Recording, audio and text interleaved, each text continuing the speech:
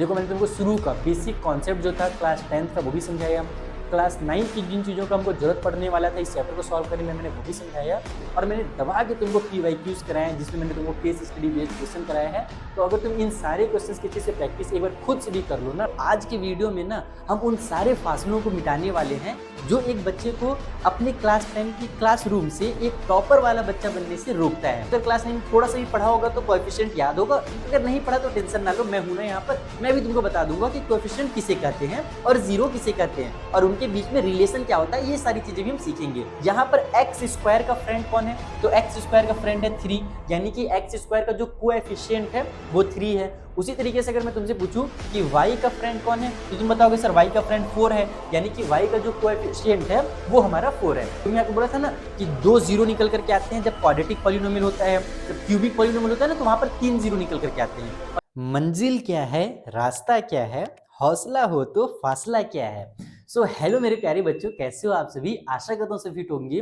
प्यारे बच्चों, आज के वीडियो में ना हम उन सारे फासलों को मिटाने वाले हैं जो एक बच्चे को अपने क्लास 10 की क्लासरूम से एक टॉपर वाला बच्चा बनने से रोकता है। तो हम सारे फासलों को मिटा करके आप लोगों की जो मंजिल है ना उसे आज पा करके ही रहेंगे, और हम करने वाले पॉलिनोमियल चैप्टर का पूरा कंप्लीट वन शॉट में क्या होने वाला है, तो इस चैप्टर के जो बेसिक कॉन्सेप्ट्स हैं वो मैं आपको क्लियर कराऊंगा, और उसके साथ ही साथ जो मोस्ट इंपॉर्टेंट PYQs हैं जो प्रीवियस ईयर में आ चुके हैं वो सारी चीजें मैं तुमको कराने वाला हूं। एकदम मन लगा करके बैठना, कॉपी पेन ले करके बैठना, और इस वीडियो को लास्ट तक देख लोगे तो मेरी गारंटी है कि तुम लोग क्लास 10th में पॉलिनोमियल चैप्टर से एक भी क्वेश्चन छोड़ करके नहीं आओगे बोर्ड एग्जाम में।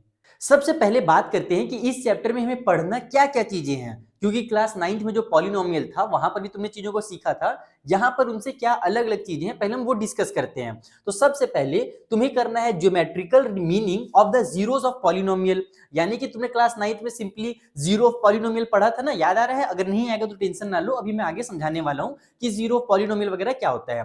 ठीक है, तो यहाँ पर जीरो ऑफ पॉलिनोमियल को हम लोग ज्योमेट्रिकल मीनिंग में देखने वाले हैं, क्योंकि उससे भी क्वेश्चंस बोर्ड एग्जाम में पूछे जाते हैं। यानी कि तुम्हारे पास एक डायग्राम दिया हुआ रहेगा, उसमें कुछ इस तरीके से सांप की तरह एक लाइन बना हुआ रहेगा और उससे तुमसे क्वेश्चन पूछे जाएंगे। तो वो क्या होता है अभी हम डिटेल में आगे समझेंगे। दूसरी जो सबसे जरूरी चीज है जिससे सबसे ज्यादा क्वेश्चन आता है वो है relationship between zeros and coefficient of polynomial, यानी कि पॉलिनोमियल के जो कोएफिशिएंट हैं और उसके जो जीरोस हैं उनके बीच में क्या रिलेशन है। अब तुमने अगर क्लास 9 में थोड़ा सा भी पढ़ा होगा तो कोएफिशिएंट याद होगा, अगर नहीं पढ़ा तो टेंशन ना लो, मैं हूं ना यहाँ पर, मैं भी तुमको बता दूंगा कि कोएफिशिएंट किसे कहते हैं और जीरो किसे कहते हैं और उनके बीच में रिलेशन क्या होता है, ये सारी चीजें भी हम सीखेंगे। और उसके बाद हम स्टार्ट करेंगे हमारे PYQs, जिसमें मैं तुम्हारे लिए लेकर के आऊं केस स्टडी बेस्ड क्वेश्चन जो कि मोस्ट इंपॉर्टेंट है इस चैप्टर के लिए। एकदम ध्यान से बैठना है, लेकिन कॉपी पेन लेकर के बैठना, लेक्चर नहीं है। अगर तुम सोचोगे जैसे हिस्ट्री के लेक्चर्स हम सुनते हैं और जाकर के एग्जाम में हम आराम से लिख करके आ जाते हैं, वैसा यहाँ पर नहीं होने वाला। अगर तुम चाहते हो कि वाकई तुम्हारे कॉन्सेप्ट अच्छे से क्लियर हो जाए तो तुम्हें पेन कॉपी लेकर के बैठना होगा, तब जाकर के ये सारी चीजें तुमको अच्छे से समझ में आएंगी। सबसे पहले अगर हम देखें तो हम आते हैं क्लास 9th के बेसिक से, और उसके बाद फिर हम क्लास 10th में पहुंचेंगे। तो क्लास 9 में तुमने सीखा था जीरो ऑफ पॉलिनोमियल। क्या होता है जीरो किसी भी पॉलिनोमियल का? कहीं कहीं पर जीरो को ही रूट भी लिखा जाता है। अगर तुमने हल्का से भी याद आ रहा होगा तो एक रूट तो होता है तुम्हारा वो पेड़ वाला रूट है ना, पेड़ का तना होता है, और जो दूसरा रूट होता है वो किसी भी पॉलिनोमियल के जीरो को भी कहते हैं, तो जीरो को ही रूट भी कहा जाता है, इतना सा बस याद रखना। पॉलिनोमियल का रूट क्या होता है? A polynomial is when equal to zero, then all the values of x are called zero of the polynomial। यानी कि एक अगर मैं पॉलिनोमियल यहां पर लिखूं फॉर एग्जांपल के लिए 2x - 4 मैंने लिखा, अब यहां पर x का कोई भी एक ऐसा वैल्यू जो इस पॉलिनोमियल को, यानी कि ये जो तुमको एक इक्वेशन की तरह दिख रहा है, इक्वेशन कब होता है जब इक्वल टू जीरो हम ऐसे लिखते हैं तब वो इक्वेशन कहलाता है। ठीक है, तो इस पॉलिनोमियल में x का कोई भी एक ऐसा वैल्यू पुट करो जिससे इसकी पूरी की पूरी जो वैल्यू है ना जब हम सॉल्व करें तो वो जीरो हो जाए, उसे ही, उस नंबर को ही इस पॉलिनोमियल का रूट या फिर जीरो कहा जाता है। जैसे तुम दिमाग लगाओ कि x के बदले में अगर तुम -2 लिख देते हो तो उस कंडीशन में ऐसा +2 अगर तुम कर देते हो, क्योंकि यहाँ पर माइनस की साइन है, तो x के बदले में अगर मैं 2 लिख देता हूं तो फिर क्या होगा, यहाँ पर ये 2 2 जा 4 हो जाएगा और इधर -4 है ही, तो आंसर जो है वो मेरा कितना आ जा रहा है, 0 आ जा रहा है। तो ये जो मैंने यहाँ पर 2 लिखा है ना, ये 2 ही क्या कहलाता है, 0 कहलाता है किसी भी पॉलिनोमियल के लिए। ओके, यानी कि अगर कोई भी पॉलिनोमियल दिया है तो वहां पर जो x है, y है, z है, जिसे हम वेरिएबल कहते हैं, तो उनके साथ तुमको ऐसा कोई वैल्यू पुट करना है जिससे उस पूरे की पूरे पॉलिनोमियल की वैल्यू ही जीरो हो जाए, उसे ही कहा जाता है जीरो ऑफ द पॉलिनोमियल। साथ ही साथ यहां पर एक और कॉन्सेप्ट मैं तुम्हें क्लियर कराना चाहूंगा कि किसी भी पॉलिनोमियल में जो जीरो होते हैं वो कितने होते हैं, कितने ज्यादा जीरो हो सकते हैं, वो डिपेंड करता है कि वो पॉलिनोमियल कैसा है। हमने क्लास 9 में क्या सीखा था, 3 टाइप के पॉलिनोमियल हमने बेसिकली सीखे थे। पहला था लीनियर पॉलिनोमियल, जो मैंने यहाँ पे लिखा है ना, एक लीनियर पॉलिनोमियल है। लीनियर कब होता है, जब एक्स वाई जेड कोई भी जो वेरिएबल है उसकी वैल्यू अगर 1 है, उसका जो डिग्री 1 है, उसकी हाईएस्ट पावर अगर 1 है, तो उसको कहा जाता है लीनियर पॉलिनोमियल। अगर यहां पर मैंने x का स्क्वायर अगर मैं लिख देता तो उसे कहते हैं क्वाड्रेटिक पॉलिनोमियल। और अगर यहां पर पावर में 3 रहता है, x के पावर में 3, तब उस कंडीशन में उसे कहा जाता है क्यूबिक पॉलिनोमियल। तो कभी भी जो हमारा मैक्सिमम नंबर ऑफ जीरो है किसी भी पॉलिनोमियल का, वो इस बात पे डिपेंडेड है कि polynomial is equal to its degree. ठीक है, यानी कि उसकी जो डिग्री है वो कितनी है, डिग्री का मतलब उसके हाईएस्ट पावर कितना है। दो चीजें होती है किसी भी पॉलिनोमियल में, एक होता है वेरिएबल, दूसरा होता है कांस्टेंट टर्म। ठीक है, तो ये जो हमारा x है ना, इसको ही हम कहते हैं वेरिएबल। ये क्या होता है, क्योंकि ये वेरी करते रहता है इसीलिए इसे वेरिएबल कहते हैं। और जो नंबर रहता है, ये वाला जो नंबर है जो चेंज नहीं होता, जिसकी वैल्यू कभी चेंज नहीं होती, इसे कहा जाता है कांस्टेंट टर्म। इसे क्या कहते हैं हम, कांस्टेंट टर्म। ठीक है, ये सारी चीजें तुमको याद रहनी चाहिए, तब तुम्हारा एग्जाम बहुत इजीली चला जाएगा। तुमको बेसिक चीजें पता होती है ना, तो तुम आराम से चीजों को कर सकते हो। तो ये दो चीजें हो गई, पहला वेरिएबल, दूसरा कांस्टेंट टर्म। तीसरा तुमने भी पिछले वाले स्लाइड में देखा था कि हमें वहां पर लिखा था कोएफिशिएंट का रिलेशन बताना है जीरो से। तो जीरो तो हमको समझ में आ गया क्या होता है, लेकिन कोएफिशिएंट क्या होता है, तो कोई भी वेरिएबल के साथ, जो भी हमारे पास वेरिएबल्स दिए हुए हैं, उसके साथ जो नंबर चिपका हुआ है ना, जैसे x के साथ यहाँ पर क्या चिपका हुआ है, 2 चिपका हुआ है, तो बस जो x के साथ चिपका हुआ है वही उसका फ्रेंड है या वही उसका कोएफिशिएंट है। कोएफिशिएंट को तुम ऐसे याद कर सकते हो कि उसका फ्रेंड होगा। ठीक है, जो भी हमारे पास x y z है, जैसे फॉर एग्जांपल के लिए मैं लिखूं 3x² प्लस में 4y और प्लस में 5, ऐसे अगर मैं एक पॉलिनोमियल लिख देता हूं, तो उस कंडीशन में यहां पर x² का फ्रेंड कौन है, तो x² का फ्रेंड है 3, यानी कि x² का जो कोएफिशिएंट है वो 3 है। उसी तरीके से अगर मैं तुमसे पूछूं कि y का फ्रेंड कौन है, तो तुम बताओगे सर y का फ्रेंड 4 है, यानी कि y का जो कोएफिशिएंट है वो हमारा 4 है। सेम उसी तरीके से यहां पर जो 2 है वो क्या है, तो वो हमारा कोएफिशिएंट है। तो बस यही बेसिक सी चीजें हैं जो तुमको क्लास 9 में पढ़ाई गई थी। अगर तुमको याद है तो अच्छी बात है, नहीं है तो अब तुमको ये चीजें समझ में आ गई होंगी। तो ये कॉन्सेप्ट थे, अगर तुमको ये कॉन्सेप्ट्स पता रहेंगे बच्चा, तो क्वेश्चन इजी लगेगा बनाने में। तो इन चीजों को थोड़ा सा याद रखना। मैं फिर से रिपीट कर देता हूँ,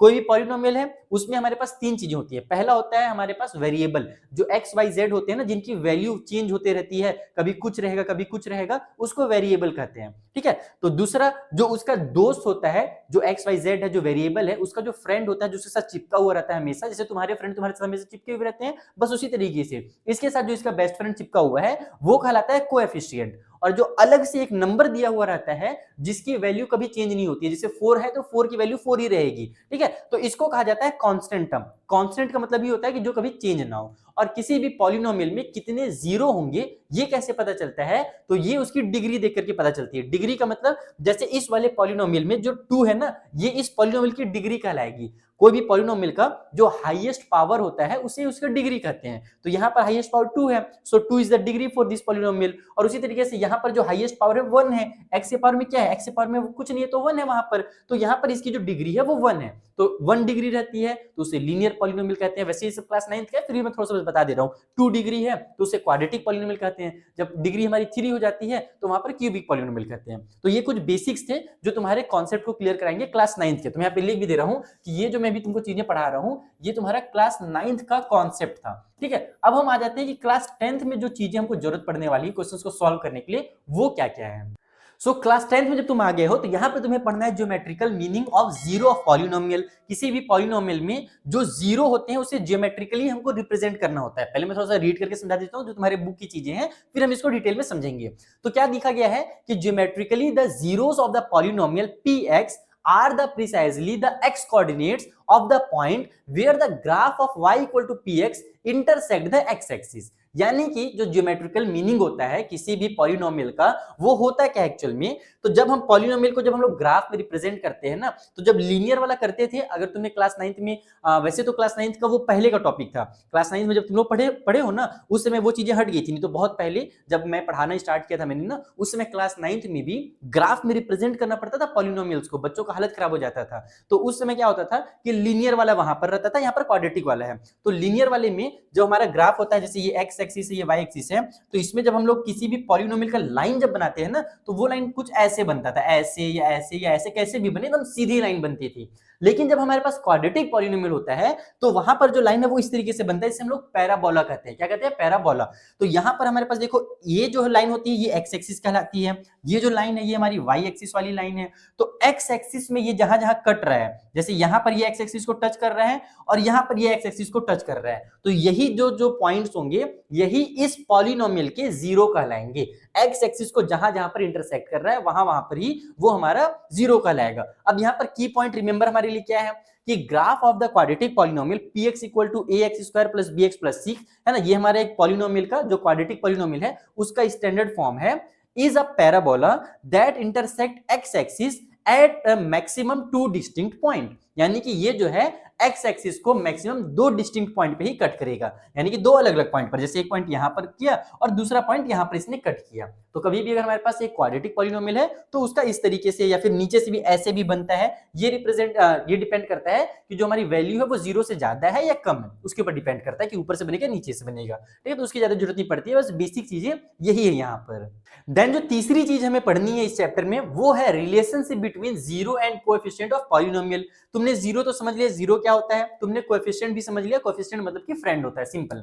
तो अब उस पॉलिनोमियल का जो कोएफिशिएंट होता है ना और जो जीरो होता है, उनके बीच में होता है एक छोटा सा दोस्ती, एक छोटा सा रिलेशन। अब वो रिलेशन क्या है आओ समझते हैं। जैसे कि मान लो कि अल्फा और बीटा, हम ज्यादातर जीरोस को रिप्रेजेंट करने के लिए अल्फा और बीटा का ही यूज करते हैं, दो सिंबल सही है। ठीक है, तो अल्फा और बीटा अगर हमारे जीरो है, क्वाड्रेटिक पॉलिनोमियल जिसका जो स्टैंडर्ड फॉर्म है वो ये है ax square plus bx plus c, जहां a is not equal to zero, इस तरीके से लिखा जाता है कभी पॉलिनोमियल लिखते हैं तो। मतलब सिंपल लैंग्वेज में ये समझ लो कि एक पॉलिनोमियल है, ठीक है, यहां पर अल्फा और बीटा क्या है, वो जीरो है। ओके, तो उस कंडीशन में जो जीरो है और जो कोएफिशिएंट है, कोएफिशिएंट कौन कौन है यहाँ पर, तो कोएफिशिएंट देखो यहाँ पर ये हमारे पास ये हो गया a और ये जो x का कोएफिशिएंट है वो है हमारे पास b। ठीक है, x स्क्वायर का फ्रेंड कौन है, तो x स्क्वायर का फ्रेंड a है, और x का फ्रेंड कौन है, तो x का फ्रेंड हमारे पास b है। तो अब इनके बीच में क्या क्या रिलेशन है वो समझते हैं। तो यहां पर हमसे बताया गया है कि जब हम सम ऑफ जीरो करते हैं, यानी कि मैंने शुरू में आपको बोला था ना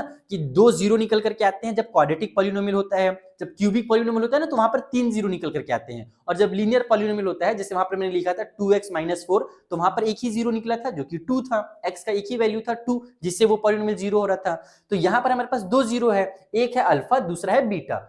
तो अगर हमारे पास कोई भी पॉलिनोमियल है जिसके दो जीरो हमको पता है, तो अगर हम दोनों को प्लस करें, अल्फा और बीटा को प्लस करें ना, तो जो हमारा आंसर निकल करके आएगा वो वही आंसर निकल करके आएगा जो हमारा -b/a करने पर आता है। अब इसका मतलब क्या हुआ, -b का मतलब क्या है कि जो x स्क्वायर हमारे पास, सॉरी जो x का कोएफिशिएंट है वो, और नीचे में हमारे पास x स्क्वायर का जो कोएफिशिएंट है उसको लिखा जाता है। तो x का कोएफिशिएंट क्या है, x का कोएफिशिएंट b है, तो वो हमने यहाँ पे लिख दिया, और x स्क्वायर का कोएफिशिएंट क्या है, तो x स्क्वायर का कोएफिशिएंट हमारा a है, तो वो हमने नीचे लिख दिया, और बीच में यहाँ पर माइनस की साइन लगती है, तो जो बीच में माइनस की साइन है उसको नॉर्मली या जनरली हम लोग न्यूमरेटर के साथ लिख देते हैं, वही साइन यहाँ ऊपर में दिख रहा है तुम लोगों को। यानी कि जब कभी भी हम लोग अभी आगे जब क्वेश्चन सॉल्व करेंगे तो बहुत सारे ऐसे क्वेश्चन आएंगे जहां पर रिलेशन को वेरीफाई करने के लिए दिया जाता है, तो वहां पर हम क्या करेंगे, दोनों जीरो को प्लस करेंगे, दोनों जीरो को प्लस करने के बाद हम आंसर देखेंगे कितना आ रहा है, और उसी आंसर को हम निकालेंगे इस तरीके से, यानी कि यहाँ पर b/a करके माइनस की साइन लगा करके जब हम सॉल्व करेंगे तो हम क्या देखेंगे कि हमारा अल्फा प्लस बीटा जो निकल करके आ रहा है वही यहाँ पर हमारा -b/a भी निकल करके आ रहा है। तो यहाँ पर तुमको ये पहला रिलेशन याद रखना है, बहुत इंपॉर्टेंट है, कि जो सम ऑफ जीरो होता है यानी अल्फा प्लस बीटा जो होता है वो हमेशा -b/a के फॉर्म में होता है। अगर तुम -b/a में कंफ्यूज हो रहे हो तो तुम ऐसे भी याद रख सकते हो कि पहले कोएफिशिएंट ऑफ x लिखना है ऊपर में, और नीचे हमारे पास कोएफिशिएंट ऑफ x स्क्वायर लिखना है माइनस की साइन के साथ, जब हम सम कर रहे हैं उस कंडीशन में। और दूसरा एक और रिलेशन होता है कि जब हम जीरोस का प्रोडक्ट करते हैं, प्रोडक्ट ऑफ जब जीरो निकालते हैं, अल्फा इंटू जब बीटा करते हैं, तो उस कंडीशन में जो आंसर निकल करके आता है वो इक्वल होता है सी डिवाइड बाई ए के। अब ये सी क्या है, तो यहाँ पर ये जो कांस्टेंट टर्म है इसको सी कहते हैं अपन, और जब हम इसमें से इसको डिवाइड देंगे तो जो आंसर निकल करके आएगा वही हमारा प्रोडक्ट करने पर भी आता है। तो प्रोडक्ट ऑफ जीरो जो होता है वो हमारा constant term divide by coefficient of x square होता है। तो और ये किस चीज में रहता है, तो ये हमारा पॉजिटिव रहता है। ध्यान रखना कि जब हम प्रोडक्ट करेंगे तो वहां पर माइनस की साइन नहीं लगाएंगे, लेकिन जब हम सम करेंगे तो वहां पर एक माइनस की साइन भी लगाते हैं। तो यही बहुत जरूरी रिलेशन है जिसका यूज करने पर ही तुमको समझ में आएंगी चीजें। फिलहाल तुम थोड़ा सा याद करो अपने दिमाग में, आगे जब क्वेश्चंस में हम इन चीजों का यूज करेंगे ना तब तुमको अच्छे समझ में आएगा कि एक्चुअल में इसको हम लोग कैसे एप्लीकेबल यानी अप्लाई करते हैं किसी भी क्वेश्चन के अंदर। एक और बहुत जरूरी चीज है जो तुम्हारे एनसीईआरटी के बुक में मुझे मिसिंग लगती है, जो मैं तुमको समझाना चाह रहा हूं। कभी भी अगर किसी भी पॉलिनोमियल का तुमको sum of zero and product of zero दिया हुआ है और बोल रहा है कि बताइए पॉलिनोमियल कितना होगा, तो उसको बहुत ज्यादा कंफ्यूज होने की जरूरत नहीं है। किसी भी पॉलिनोमियल का जैसे हमने देखा ना एक स्टैंडर्ड फॉर्म होता है, स्टैंडर्ड फॉर्म क्या होता है, A X square plus B X और प्लस में सी, ये एक स्टैंडर्ड फॉर्म होता है किसी भी पॉलिनोमियल का जिसे हम लोग पी एक्स से रिप्रेजेंट करते हैं, ठीक है। लेकिन इसके अलावा एक और हमारा फॉर्म होता है पॉलिनोमियल का जो यहाँ पर लिखा हुआ है, इसको ध्यान से समझना। क्या होता है कि कोई भी पॉलिनोमियल जिसका सम ऑफ जीरो या प्रोडक्ट ऑफ जीरो दिया हुआ है तो वो इस फॉर्म में ही होगा, या फिर दिया नहीं भी है ना तो भी पॉलिनोमियल इसी फॉर्म में होता है। सबसे पहले हम पॉलिनोमियल में एक्स का स्क्वायर लिखते हैं शुरू में, फिर माइनस की साइन लगाते हैं और ब्रैकेट में लिखते हैं सम ऑफ जीरोस को, ठीक है। और वो जो सम ऑफ जीरो है उसका एक्स के साथ मल्टीप्लाई कर देते हैं और लास्ट में लोग प्रोडक्ट ऑफ जीरो कर देते हैं। यानी कि अगर मान लो फॉर एग्जांपल के लिए कोई पॉलिनोमियल में लिख रहा हूं एक्स स्क्वायर माइनस की साइन के साथ 2x और प्लस में 3, फॉर एग्जांपल के लिए मैंने एक पॉलिनोमियल यहाँ पे लिख दिया, तो एक्चुअल में ये जो मेरा 2 यहाँ पर दिख रहा है ना ये क्या होगा, ये सम ऑफ जीरो होगा। यानी इस पॉलिनोमियल का जब तुम सम ऑफ जीरो निकालोगे तो वो तुम्हारा 2 निकल करके आएगा। जो सम ऑफ जीरो होगा वो कितना होगा, तो वो तुम्हारा 2 होगा। और उसी तरीके से चूंकि यहाँ पर हमारे लास्ट में प्रोडक्ट ऑफ जीरो आ रहा है, इसका मतलब ये जो 3 है ना ये क्या होता है, ये प्रोडक्ट ऑफ जीरो भी होता है। सो प्रोडक्ट ऑफ जीरो जो होगा वो हमारा कितना होगा, वो 3 होगा। तो इस तरीके से अगर तुमको किसी भी क्वेश्चन में, कई बार क्योंकि क्वेश्चन आता है एग्जाम में इसलिए ध्यान रखना कि अगर तुमको सम ऑफ जीरो और प्रोडक्ट ऑफ जीरो अगर दिया हुआ है तो तुम उसका वैल्यू डायरेक्ट पुट करके एक पॉलिनोमियल वहां पर बना सकते हो, ठीक है। तो ये वाला जो रिलेशन है बहुत काम का रिलेशन है, इसे याद रखना। तुम्हारे एनसीईआरटी की बुक में क्योंकि कहीं पर ये मुझे नहीं मिला, ढूंढा मैंने, शायद तुम्हें मिल जाए तो तुम लोग मुझे कमेंट करके बता सकते हो कि सर इस पेज नंबर में यहाँ पर लिखा हुआ है। तो ये थे कुछ बेसिक कॉन्सेप्ट जो तुमको इस चैप्टर को सॉल्व करने से पहले पता होने चाहिए। अब हम आते हैं कुछ ऐसे क्वेश्चंस में जो प्रीवियस ईयर में कई बार रिपीट हो चुके हैं, कई बार आ चुके हैं, और साथ ही साथ हमारे जो केस स्टडी बेस्ड क्वेश्चन है जिसके ऊपर सीबीएसई बहुत ज्यादा फोकस कर रहा है, बार बार बोल रहा है कि बच्चों से केस स्टडी क्वेश्चंस कराया जाए, कॉम्पिटेंसी बेस्ड क्वेश्चंस कराया जाए, तो हम वो भी करने वाले हैं। जैसे कि ये जो मैंने क्वेश्चन उठाया है ये तुम्हारे 2020 के सैंपल पेपर में आया हुआ था और बहुत जरूरी है, तुम पॉलिनोमियल का ये क्वेश्चन देखना तो इससे बहुत सारे कॉन्सेप्ट क्लियर होते हैं। और मुझे लग रहा है कि इस बार ये क्वेश्चन कहीं पूरा का पूरा सीबीएसई उठा करके मत दे दो तुम्हें अपने बोर्ड एग्जाम में, तो तुम ध्यान से समझना, ये चैप्टर का बहुत इंपॉर्टेंट क्वेश्चन है। यहाँ पर बोल रहा है due to heavy storm an electric wire got bent as shown in the figure, है ना, बहुत तेज तूफान वगैरह चला तो इलेक्ट्रिक वायर जो है कुछ इस तरीके से मुड़ गया जैसे तुमको फिगर में दिख रहा है, ठीक है। It followed a mathematical shape, वो एक मैथमेटिकल शेप को रिप्रेजेंट कर रहा है। अभी मैंने बताया था इसमें जो ऐसा शेप बनता है उसे हम क्या कहते हैं, answer the following questions below. तो तुमको कुछ क्वेश्चंस दिए हुए हैं जिसके आंसर करने हैं, बहुत अच्छी बात है। चलो देखते हैं क्या क्वेश्चन है। So the first question, name the shape which is the wire bent, ठीक है, जो वायर है वो किस शेप में बेंट हुआ है ये तुमको बताना है यहाँ पर। तो क्या था इसका आंसर, तुमको मैंने पहले ही बताया था, क्या ये स्पाइरल है या एलिप्स है या फिर लीनियर है या फिर पैराबोला है। तो तुम आराम से बता सकते हो कि सर कभी भी ऐसा शेप बनता है, ऐसा शेप बनता है, इसे हम क्या बोलते हैं, पैराबोला कहते हैं। सो इसका जो ऑप्शन नंबर डी है वो सही ऑप्शन है। और इसी टाइप से क्वेश्चंस आते भी हैं, ध्यान रखना, ये क्वेश्चन बहुत इंपॉर्टेंट है, सीबीएसई ने अपने ऑफिशियल सैंपल पेपर में दिया हुआ है। सीबीएसई के जो प्रीवियस ईयर के सैंपल पेपर होते हैं ना वो बहुत इंपॉर्टेंट होते हैं, उससे सीबीएसई कई बार क्वेश्चंस को निकाल करके बच्चों को दे देता है, या उसी से क्वेश्चन निकालेगा बस नंबर्स को चेंज करके दे देता है। तो सारे सैंपल पेपर तुम लोग अच्छे से लगा करके जाना। तो ये पहला क्वेश्चन था। सेकंड और क्वेश्चन है इसमें जो कि केस बेस है तो बहुत सारे क्वेश्चन होंगे। दूसरा क्वेश्चन है कि how many zeros are there for the polynomial shape of the wire, यानी कि जो तुमको वहां पर एक वायर का शेप दिख रहा है अगर उससे हम एक पॉलिनोमियल बनाए सो दैट कंडीशन वहां पर जो नंबर ऑफ जीरोस होंगे वो कितने होंगे। तो तुम साफ साफ देख सकते हो, मैंने उस टाइम भी तुमको बताया था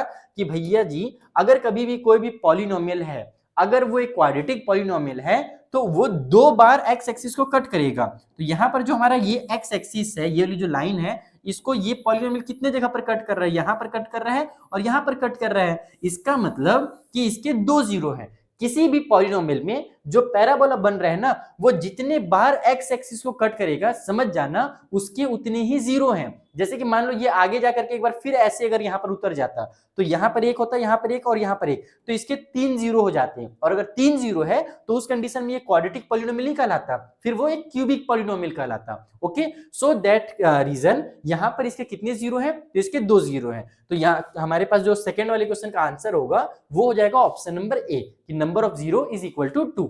थर्ड क्वेश्चन क्या पूछ रहा है हमसे कि the zeros of the polynomial, बताइए जो जीरोस होंगे वो कितने होंगे। तो ये भी हमको वही क्वेश्चन को देख करके पता चल जाएगा। यहाँ पर तुम देखो साफ साफ कि वैसे तो थोड़ा ब्लरी है, लेकिन फिर भी हमको समझ में आ रहा है कि ये हमारे पास यहाँ पर जीरो होगा, लेफ्ट में जो पहला नंबर है -1 होगा, फिर ये -2 होगा, यानी कि यहाँ पर एक -1 है। उसी तरीके से राइट में +1 +2 और ये प्लस का 3 है। तो यहाँ पर जहां जहां भी कट होता है ना, उसको ही जीरो कहते हैं एक्स एक्सिस में। तो ये हमारे पास -1 एक जीरो है और जो 3 है वो भी एक जीरो है। तो -1 और 3 जो है ना, वो हमारे क्या हो जाएंगे, वो हमारे जीरो हो जाएंगे इस पॉलिनोमियल के लिए। सो ऑप्शन दिया है कि नहीं दिया है वो देखना पड़ेगा। -1 और 3 तो बिल्कुल दिया हुआ है, ऑप्शन नंबर बी में दिया है। So the correct option is -1 and 3, that is option number B. तो इस तरीके से तुम लोग क्वेश्चंस को देख करके ही बेसिक कॉन्सेप्ट अगर तुम्हारा क्लियर है ज्योमेट्रिकल वाला, तो तुम लोग आराम से सारे के सारे क्वेश्चंस को बना सकते हो। पॉलिनोमियल बहुत इजी चैप्टर है अगर तुम इसको एक बार कॉन्सेप्ट के साथ पढ़ लेते हो तो। आगे देखो अगला जो क्वेश्चन है वो क्या है। So what will be the expression of the polynomial. अब इसमें बहुत सारे बच्चे कंफ्यूज जाएंगे कि अरे दादा ये तो खतरनाक चीज कर दिया इसने, यहाँ पर इसने बोल दिया कि पॉलिनोमियल का जो एक्सप्रेशन होगा वो कैसा होगा इनमें से। तो इसके लिए भी मैंने तुमको जो कॉन्सेप्ट अभी बताया ना स्टार्टिंग में वीडियो के, बस उस कॉन्सेप्ट का यूज कर लो। मैंने क्या बताया तुमको कि कभी भी कोई भी पॉलिनोमियल जो होता है वो इस फॉर्म में होता है, x² minus sum of zero. ठीक है, सम करते हैं हम लोग जीरोस का और उसके साथ x को लिख देते हैं एक दूसरा वेरिएबल और फिर लास्ट में प्लस कर देते हैं प्रोडक्ट ऑफ जीरोस का। तो बस इसी फॉर्म में करेंगे और हमारा आंसर जो है वो निकल करके आ जाएगा। तो हमारे पास देखो पहले तो x² है तो x² लिखना पड़ेगा, माइनस की साइन लगानी पड़ेगी, वो स्टैंडर्ड फॉर्म है। उसके बाद सम ऑफ जीरो क्या होगा, तो हमारे पास जीरो कौन कौन सा था, एक था -1 और एक था हमारे पास 3, यही दोनों हमारे जीरो है ना, तो इसका ही आपस में सम करना है। तो यहाँ पर -1 में प्लस कर दो 3 को, उसके बाद यहाँ बाहर में x लिखो और प्रोडक्ट ऑफ जीरो में भी वही काम करना है, -1 में प्रोडक्ट कर देना है 3 का। सो अब ये बन जाएगा तुम्हारा x² माइनस की साइन के साथ, यहाँ पर हमारे पास ये हो जाएगा 2 है ना, ये दोनों सॉल्व होंगे तो प्लस माइनस माइनस होता है, बाहर में x है और उसी तरीके से यहाँ पर 3 बन जाए 3 होगा लेकिन प्लस माइनस माइनस हो जाएगा। सो माइनस का 3 हो जाएगा, जब ब्रैकेट हम खोलेंगे तो प्लस माइनस माइनस हो जाएगा। यहाँ भी ब्रैकेट खोल दो तो ये हो गया x² माइनस में 2x माइनस में 3, तो यही इसका एक्सप्रेशन होगा। तो कितना आसान है, अगर हमको जीरो पता है तो हम यहाँ पर इस वाले स्टैंडर्ड फॉर्म में पुट करके आंसर को बहुत इजीली निकाल सकते हैं। तो ये तुम लोग एकदम अपने दिमाग में छाप लो, कहीं पर लिखना चाहो तो लिख भी सकते हो। सो x² माइनस 2x माइनस 3, तो कहां पर है x² माइनस 2x माइनस 3, ये रहा, ये ऑप्शन नंबर सी में हमको दिख रहा है, माइनस माइनस दोनों, हाँ यहाँ माइनस माइनस दोनों है। So option number C is the correct option. तो इस तरीके से तुम लोग बेसिक कॉन्सेप्ट का यूज करके इस क्वेश्चन को बना सकते हो। ये 4 क्वेश्चन हो गए, 5वां क्वेश्चन भी तुम लोग इजीली बना सकते हो। देखो What is the value of the polynomial if x equal to -1? अभी यहाँ पर ना बहुत सारे बच्चे बोलेंगे सर इतना इजी क्वेश्चन आता है क्या एग्जाम में, तो हाँ बेटा तुमको इजी इसलिए लग रहा है क्योंकि तुम्हारा कॉन्सेप्ट क्लियर हो गया है और इतने इजी क्वेश्चन आते हैं एग्जाम में, ये हकीकत है। जो सीबीएसई क्वेश्चन पेपर बनाता है वो अपने सैंपल पेपर को ध्यान में रख के बनाता है, कभी भी सीबीएसई सैंपल पेपर को बहुत ज्यादा इजी और क्वेश्चन पेपर को बहुत ज्यादा उससे टफ नहीं करता है। उन दोनों का जो आपस में रेशियो होता है ना, इजी और टफ वाला, वो लगभग मैच करता है, तभी तो वो सैंपल पेपर निकालता है ना, ताकि बच्चों को एक आइडिया लग जाए कि क्वेश्चंस कैसे आने वाले। इसलिए तुम लोग इस साल के भी सैंपल पेपर लगा करके ही जाना। तो यहाँ पर अभी इस क्वेश्चन को देखते हैं, what is the value of polynomial if x equal to -1, यानी कि x का वैल्यू अगर -1 कर दे तो पॉलिनोमियल की वैल्यू कितनी हो जाएगी। तो पॉलिनोमियल हमारे पास क्या था, x² माइनस में 2x माइनस में 3, यही पॉलिनोमियल भी मैंने लिखा था ना, हाँ यही लिखा था। बस इसमें हमको क्या करना है, x का जो वैल्यू है वो -1 कर देना है। सो यहाँ पर x के बदले में अगर मैं -1 करता हूँ तो -1 का स्क्वायर होगा, फिर -2 ब्रैकेट में -1 और फिर ये -3 होगा। तो ये 1 आ गया, माइनस माइनस प्लस का 2 हो गया और ये माइनस का 3 हो गया, तो ये हो जाएगा +3 -3, यानी कि हमारा आंसर जो है वो 0 हो जाएगा +3 -3 सॉल्व होकर के। सो the correct option is option number D, जो कि तुमको यहाँ पर दिख रहा है। सो इस तरीके से तुम सारे क्वेश्चंस को बहुत आराम से बना सकते हो, बस तुम्हारा कॉन्सेप्ट क्लियर होना चाहिए। तो ये तुम्हारा एक केस स्टडी बेस्ड क्वेश्चन था जो सीबीएसई के ऑफिशियल सैंपल पेपर 2020 में आया हुआ था। अब हम कुछ ऐसे क्वेश्चन लगाएंगे जो प्रीवियस ईयर में कई बार रिपीट हो चुके हैं, तुम्हारे पीवाईक्यूज हैं। जो पहला पीवाईक्यू मैंने लिया है वो 2024 के क्वेश्चन पेपर से मैंने उठाया है। इस क्वेश्चन में क्या बोल रहा कि what should be added from the polynomial x² - 5x + 4 so that 3 is the zero of the resulting polynomial, यानी कि इस पॉलिनोमियल में हम कितना ऐड कर दें, कितना हम प्लस कर दें कि हमारा जो आंसर है ना, जो हमारा नया पॉलिनोमियल आए उसका जो जीरो हो वो कितना हो जाए, तो वो हमारा 3 हो जाए। तो ऐसा लग रहा है कि क्वेश्चन को बहुत ज्यादा घुमाया है, लेकिन ऐसा बिल्कुल भी नहीं है, बहुत आसान सा क्वेश्चन है। सिंपल हमारे पास देखो एक पॉलिनोमियल दिया हुआ है, वो पॉलिनोमियल क्या है, तो पॉलिनोमियल को हम लोग px से रिप्रेजेंट करते हैं, डिनोट करते हैं नॉर्मली। तो px जो है वो हमारा x² - 5x + 4 दिया हुआ है, ठीक है, इतना समझ में आ रहा है। अब हमसे बस ये बोल रहे हैं ना कि यहाँ पर x का जो वैल्यू है, x का वैल्यू का मतलब क्या है, इसी को जीरो कहते हैं ना बबुआ लोग। मैंने तुम लोग क्या बताया था कि जो x की वैल्यू होती है किसी पॉलिनोमियल में उसको ही जीरो कहा जाता है, ठीक है। तो यहाँ पर हम x का वैल्यू अगर हमको 3 लेकर के आना है तो इस पॉलिनोमियल में हम कितना ऐड करें, तो थोड़ी देर के लिए मान लो कि हम यहाँ पर k को ऐड कर रहे हैं। लेट वी शुड, हम क्या करने वाले हैं, वी शुड ऐड k, हम यहाँ पर k ऐड करने वाले हैं। तो उस k को ऐड करने से होगा क्या, देखो जो मेरा पॉलिनोमियल px था ना, इस पॉलिनोमियल में जब हम k को ऐड करेंगे तो यहाँ पर ये x नहीं रह जाएगा, उस कंडीशन में यहाँ पर जो जीरो है वो हमारा 3 हो जाएगा, यानी कि उस कंडीशन में ये कितना हो जाएगा, ये हमारा p3 हो जाएगा। सो p3 जब होगा तो वो इक्वल टू 0 हो जाएगा, क्योंकि हमारे पास, हमको ये क्वेश्चन में बोला ही गया है पहले से कि जब हम इसमें कुछ ऐड करेंगे इस पॉलिनोमियल में, देखो पॉलिनोमियल का ये स्टैंडर्ड फॉर्म है और शॉर्टकट में उसको px हम कहते हैं नॉर्मल जनरली। तो इस पॉलिनोमियल में जब हम लोग k ऐड करेंगे तो जो इसका जीरो है, इस पॉलिनोमियल का जो जीरो जो px था उसका जीरो 3 हो जाएगा, यानी कि हमारा आंसर यहाँ पर 0 आ जाएगा। जब भी हम कभी भी क्या करते हैं ना, किसी भी पॉलिनोमियल में जब हम x का वैल्यू पुट करते हैं तो उस पॉलिनोमियल को इक्वल टू 0 लिखा जाता है। बस इतना याद रखना, ये क्लास 9 का कॉन्सेप्ट है कि जब हम किसी भी पॉलिनोमियल में 0 उसका पुट कर देते हैं, 0 का वैल्यू डाल देते हैं, जैसे यहाँ पर 0 जो था वो हमारा 3 था, सो इक्वल टू 0 होगा, क्योंकि हम जानते हैं कि पॉलिनोमियल में जब 0 यहाँ पर आंसर 0 होता है, क्यों है, क्योंकि जब उसको सॉल्व किया जाता है तो वो इक्वल टू 0 आ जाता है, तो इसीलिए यहाँ पर इक्वल टू 0 लिखा जाता है। बस अब इसको सॉल्व करना है तुमको। सॉल्व कैसे करना है कि ये जो हमारा पॉलिनोमियल दिया हुआ था x², तो हर जगह तुमको क्या करना है, 3 पुट कर देना है, क्योंकि हमने यहाँ पर देखा क्वेश्चन में बोला था कि 3 जो है वो 0 हो जाएगा, यानी कि x का जो वैल्यू है वो 3 हो जाएगा। सो यहाँ पर हम लिखेंगे यहाँ पर 3 का स्क्वायर, ठीक है, इस वाले स्टेप से मैं डायरेक्ट यहाँ पर जंप कर रहा हूँ। उसके बाद माइनस का 5x है तो -5 × 3 हो जाएगा और +4 हो जाएगा। और ये कब होगा, जब हम लोग यहाँ पर k ऐड करेंगे, जो मैंने यहाँ पर लिखा था कि माने तो हम k ऐड करेंगे। सो इक्वल टू यहाँ पर अब 0 कर देते हैं। जब तक जब इक्वल टू 0 नहीं करोगे k का वैल्यू कहाँ से निकलेगा बबुआ। अब इसको तुम सॉल्व करो, 3 का स्क्वायर होगा 9, ये हो जाएगा तुम्हारा माइनस का 15 प्लस का 4 प्लस का k इक्वल के उस साइड में 0। इन सभी को अगर हम सॉल्व करेंगे तो 9 और 4 कितना हो जाएगा हमारा 13 हो जाएगा। तो ये हो गया तुम्हारा प्लस वाला 13 माइनस वाला 15 प्लस वाला k और इक्वल के उस साइड में 0, तो 0 रहेगा, ना प्लस का ना माइनस का। सो यहाँ से अब इसको जब सॉल्व करेंगे तो माइनस का 2 आ जाएगा, माइनस के 2 को तो ट्रांसफर कर दो, तो -2 + k इक्वल टू 0 है, यानी कि जो k की वैल्यू होगी वो प्लस वाली 2 होगी। तो बस यहाँ पर तुम्हारा यही आंसर हो जाएगा, यानी कि इस पॉलिनोमियल में जो हमको पॉलिनोमियल ये दिया हुआ था ना, इस पॉलिनोमियल में अगर हम 2 ऐड कर देते हैं तो हमारा जो पॉलिनोमियल का 0 होगा वो उस कंडीशन में 3 बन जाएगा। तो बस यही इसका बेसिक सा कॉन्सेप्ट से, बहुत आसान सा कॉन्सेप्ट है, लेकिन 2024 से क्वेश्चन है। सोचो कि अभी रिसेंट में जिन बच्चों ने क्लास 10th का बोर्ड एग्जाम दिया था वो इस क्वेश्चन को सॉल्व करके आए थे। अगर तुम्हारे पास ये क्वेश्चन आता तो तुम कितने आसानी से बना लेते। सो अगर तुमने भी अपना कॉन्सेप्ट क्लियर कर लिया तो ये क्वेश्चन तुमसे बन जाएगा। जो अगला क्वेश्चन है वो हमारे उसी कॉन्सेप्ट से निकल करके आ रहा है, जो कॉन्सेप्ट मैंने तुमको स्टार्टिंग में समझाया था, स्टैंडर्ड फॉर्म जो हमारे पास पॉलिनोमियल का होता है ना, वो स्टैंडर्ड फॉर्म वाले से। क्वेश्चन में क्या दिया हुआ है देखो कि द क्वाड्रेटिक पॉलिनोमियल, एक क्वाड्रेटिक पॉलिनोमियल जिसका product and sum of zero जो है वो है 5 और 8। यहाँ पर ध्यान रखना, इसको कंफ्यूज करने के लिए ना पहले क्या किया गया है, पहले प्रोडक्ट के बारे में बोला गया है कि product and the sum of whose zeros are 5 and 8, यानी कि जो प्रोडक्ट है वो हमारा 5 है एंड जो सम है वो हमारा कितना है, तो वो हमारा 8 है। तो प्रोडक्ट दिया हुआ है 5 और सम दिया हुआ है 8, हमसे पूछ रहा है कि वो पॉलिनोमियल कितना होगा।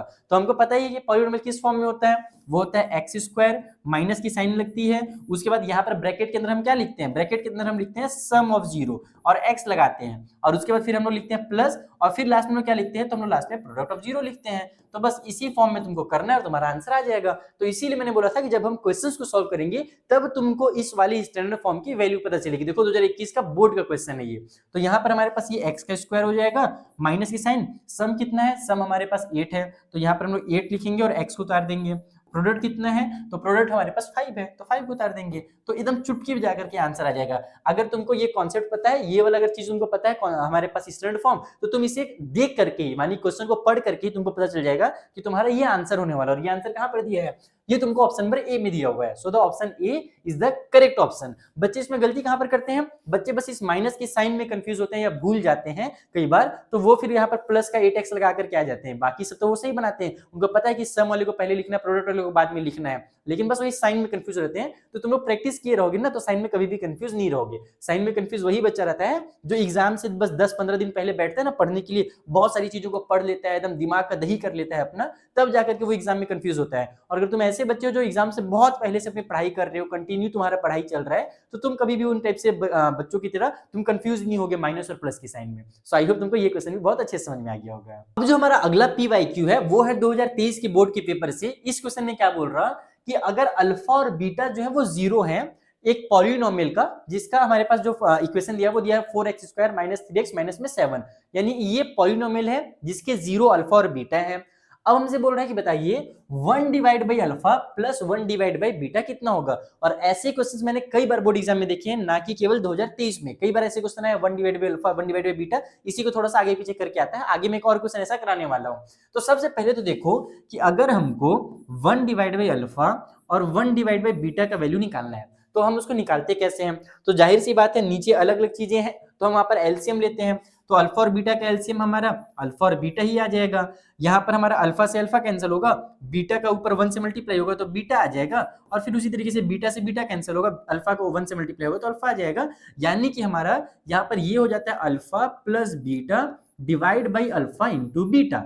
कभी भी अगर तुमको कोई भी सॉल्व करने के लिए दिया जाए ना इस टाइप से, तो पहले तुम उसको ही सॉल्व कर लो और तुम ये देख लो कि तुमको किसकी किसकी जरूरत पड़ने वाली है। तुमको यहाँ पर सिंपली अल्फा प्लस बीटा और अल्फा इंटू बीटा की जरूरत पड़ने वाला है, यानी कि सम ऑफ जीरो और प्रोडक्ट ऑफ जीरो को जरूरत पड़ने वाला है। तो तुम यहाँ पर सिंपली सम ऑफ जीरो और प्रोडक्ट ऑफ जीरो निकाल सकते हो, क्योंकि हमको पता है कि जो हमारा सम ऑफ जीरो होता है, सम ऑफ जीरो यानी कि जब हम अल्फा प्लस बीटा निकालते हैं तो वो क्या होता है, वो माइनस बी डिवाइड बाई ए होता है। अब यहाँ पर हमारे पास देखो ये 3 है माइनस की साइन के साथ, तो पहले तो ध्यान रखा ये माइनस है तो माइनस लगाओगे, और यही जो होता है ना माइनस का 3 यही हमारा b है। पहले से माइनस लगा हुआ, इसका ये मतलब नहीं कि तुम इस माइनस को छोड़ दो, ये अलग माइनस है वो अलग माइनस है। तो b की जो वैल्यू है वो है माइनस का 3, तो माइनस का 3 लिखोगे। नीचे में a का वैल्यू कितना है, a का वैल्यू 4 है, तो ये हो जाएगा तुम्हारा माइनस माइनस प्लस 3 और नीचे में 4, तो 3/4 आ जाएगा तुम्हारा अल्फा प्लस बीटा का वैल्यू। उसी तरीके से जब हम अल्फा इंटू बीटा निकालेंगे तो वो हमारा पॉजिटिव c डिवाइड बाई ए होता है। सो c की वैल्यू कितनी है, माइनस का 7 है, तो हम -7 लिखेंगे, और नीचे में वही हमारा a का वैल्यू कितना भैया, तो a का वैल्यू 4 है, तो 7/4 कर देंगे। अब हमको पता है कि लास्ट में इसको सॉल्व करने के बाद हमारा ये आने वाला था, ये चीज तो हमने पहले ही सॉल्व कर ली, अपने दिमाग में कर लो या फिर कहीं रफ में कर लो, जहां भी करना है। तो हमको निकालना क्या है, हमको एक्चुअल में निकालना था alpha plus beta divide by में अल्फा इंटू बीटा। तो अल्फा प्लस बीटा का वैल्यू कितना है, 3/4 है, वो उतार लेता हूं मैं। Divide by alpha into beta का वैल्यू कितना है, तो -7/4 है, तो वो उतार लेता हूं मैं। नीचे ये हमारा 4 से 4 कैंसिल हो गया, तो बचा क्या 3 डिवाइड बाई 7। माइनस की साइन भले नीचे 7 के पास है, लेकिन अगर तुमने क्लास 8 में हल्का सा ही मैथ्स पढ़ा होगा तो वहां पर मैंने तुमको बेसिक कॉन्सेप्ट सिखाया था कि माइनस की साइन को ना ही नीचे लिखते हैं ना ही कहीं और लिखते हैं। अगर नीचे में है भी, अगर डिनोमिनेटर में माइनस की साइन लगी भी हुई है, तो या तो तुम उसको न्यूमरेटर के साथ ही लिखोगे या तो तुम उसको बीच में लिखोगे। इन्हीं दोनों जगह में लिखते हैं। डिनोमिनेटर में कभी माइनस के साइन को नहीं लिखा जाता है, चाहे वहां पर पहले से हो या ना हो। तो यहाँ पर भी तुम्हारा जो इसका सही आंसर होगा वो हो जाएगा -3/7। ठीक है, ये जो तुमको दिख रहा है ना, ये एक्चुअल में -3/7 लिखा हुआ है। So correct option is option number D, -3/7। तो कभी भी इस टाइप से क्वेश्चन है बेटा, तो ये इसका कॉन्सेप्ट है कि पहले इसको सॉल्व कर लो तुम लोग, या फिर अगर इसको तुम सॉल्व नहीं भी करो ना, तो पहले इतना तो तुमको निकालना ही पड़ेगा। ये सॉल्व करने से फायदा ये है कि हमारे माइंड में क्लियरिटी आ जाती है कि हमको क्या क्या चीजों की जरूरत पड़ने वाली है, यानी sum of zero and product of zero की जरूरत पड़ने वाली है। नेक्स्ट क्वेश्चन हमारे 2021 के बोर्ड एग्जाम में आया हुआ था। क्वेश्चन क्या है कि अगर अल्फा और बीटा जो है वो जीरो है क्वाड्रेटिक पॉलिनोमियल का, क्वाड्रेटिक पॉलिनोमियल एक्चुअल में ये है, वहां पर भी लिखा हुआ है, लेकिन यहाँ पे 2 के बाद ना ये इधर साइड में आ गया था, तो मैं सोचा बच्चे कंफ्यूज होंगे, इससे मैं दोबारा लिख देता हूँ। तो पॉलिनोमियल क्या दिया हुआ है, x² माइनस में k+6 फिर x है, यानी कि ये जो है ना, ये एक्चुअल में हमारा b का वैल्यू है, जो हम बोलते हैं ना ax² + bx + c, तो ये पूरा का पूरा मेरा c है और ये मेरा पूरा का पूरा b है। ठीक है, कोएफिशिएंट ऑफ x जो है वो ये है और जो कांस्टेंट टर्म है वो मेरा ये है। ठीक है, और जो जीरो है वो अल्फा और बीटा है पहले की तरह। तो हमसे पूछ रहा है बताइए जो वैल्यू होगा alpha plus beta equal to half alpha beta का वो कितना होगा, यानी कि यहाँ भी सम ऑफ जीरो और प्रोडक्ट ऑफ जीरो का जरूरत पड़ रहा है, बेसिक है। पिछले क्वेश्चन में तो दिख नहीं रहा था, उसको हमने सॉल्व किया तब दिखा, यहाँ पर तो डायरेक्ट दिख रहा है पहले से ही कि अल्फा प्लस बीटा की जरूरत है। तो हमको पता ही कि अल्फा प्लस बीटा कैसे निकाला जाता है, चलो सॉल्व करते हैं। हम क्या जानते हैं कि जो अल्फा प्लस बीटा होता है वो होता है -b/a के फॉर्म में। ओके, -b का मतलब क्या हुआ कि पहले माइनस के साइन लगाएंगे और b के बदले में जो ये सारी की सारी चीजें इसको लिखेंगे, यानी कि माइनस का फिर ये हो जाएगा k+6, ये पूरा का पूरा तुम्हारा b के बदले में लिखाएगा। नीचे में जो हमारा a है वो तो 1 है, यहाँ पर x के स्क्वायर के साथ क्या है, कुछ नहीं, यानी कि 1 है, तो उसका तो खेल ही खत्म हो गया। तो ये तुम्हारा कितना आ जाएगा, ये आ जाएगा तुम्हारा, देखो ब्रैकेट जब खुलेगा या फिर यहाँ से तुम माइनस माइनस डायरेक्ट प्लस कर लो। देखो अगर तुम एक एक चीज को सॉल्व करोगे तो भी वैसे आएगा, ये माइनस का k होगा, माइनस का 6 होगा इस वाले ब्रैकेट को खोलने के बाद, और फिर उसके बाद फिर वो माइनस के साइन के साथ जब हम लोग सॉल्व करेंगे ये बाहर वाले माइनस साइन के साथ, तो माइनस माइनस प्लस के हो जाएगा और फिर माइनस माइनस प्लस का 6 हो जाएगा। तो इसका मतलब ये हुआ कि माइनस माइनस तुम यहाँ पर से डायरेक्ट सॉल्व कर सकते हो। तो बचेगा क्या तुम्हारा k+6 बचेगा, ये k+6 इसका वैल्यू आ रहा है, अल्फा प्लस बीटा का वैल्यू आ रहा है। सिमिलरली हम निकालेंगे अल्फा इंटू बीटा का वैल्यू और वो क्या होता है, वो होता है हमारा c/a। c की वैल्यू कितनी है, तो c की वैल्यू ये वाली पूरी की पूरी है हमारे पास 2 ब्रैकेट में 2k माइनस में 1 और नीचे में वही 1 आ जाएगा, तो उसको लिखने की जरूरत है ही नहीं, यानी कि c/a का जो वैल्यू है वो यही रहेगा हमारा। ठीक है, यानी अल्फा इंटू बीटा जो है वो निकल गया, ये था अल्फा प्लस बीटा, ये हो गया अल्फा इंटू बीटा। हमको निकालना क्या था, हमको निकालना था इसका वैल्यू। ये हम देखो छोटा सा बनाता हूँ, तुरंत निकल जाएगा, यहीं पे निकल जाएगा ये भी।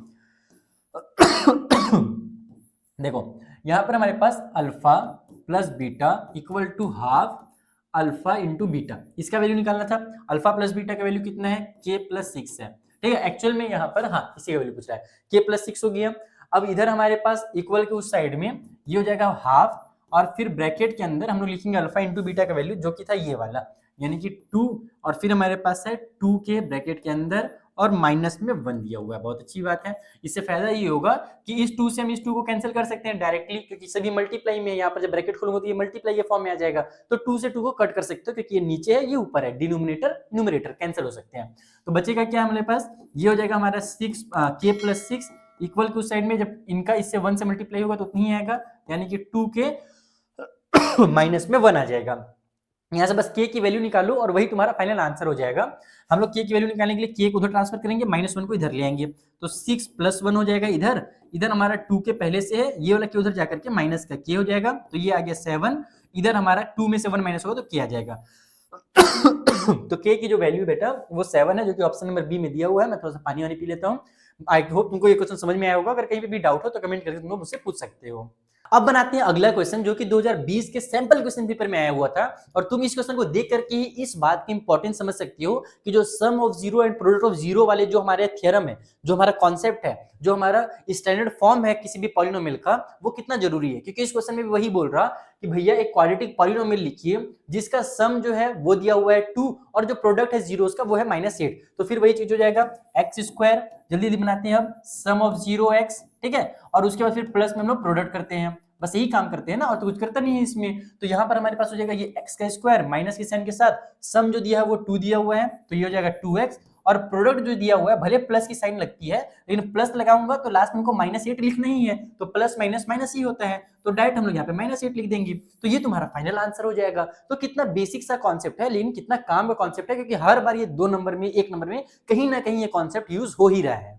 अगला क्वेश्चन 2019 के बोर्ड एग्जाम से है। इस क्वेश्चन में बोल रहा कि find the value of k for which the zeros of the polynomial 3x² - 10x plus k are reciprocal of each other. यानी कि यहां पर जो जीरोस हैं वो हमारे दो अलग अलग जीरो नहीं है, एक अल्फा दूसरे को हमको बीटा नहीं लेना है। अगर आप एक को अल्फा ले रहे हो तो अकॉर्डिंग टू क्वेश्चन जो दूसरा जीरो होगा वो 1 डिवाइड बाई अल्फा होगा। रेसिप्रोकल का मतलब क्या होता है, जस्ट उसका उल्टा कर दो। ठीक है, अगर कोई फ्रैक्शन है तो डिनोमिनेटर को न्यूमरेटर में, न्यूमरेटर को डिनोमिनेटर में कर दो। और अगर कुछ इस तरीके से कोई भी नंबर दिया हुआ है, कोई भी सिंबल दिया हुआ है, तो बस उसको उल्टा कर दो, यानी कि ऊपर में 1 और नीचे में उसको उतार दो। ठीक है, तो हमारे पास 2 जीरो दिए हुए हैं इस क्वेश्चन में, और वो 2 जीरो कौन कौन से हैं, एक हमारे पास है अल्फा एंड दूसरा वाला है 1 डिवाइड बाई अल्फा। या फिर अगर आप एक को बीटा मानोगे तो दूसरा 1 डिवाइड बाई बीटा हो जाएगा। जो तुमको मानना है वो मान सकते हो।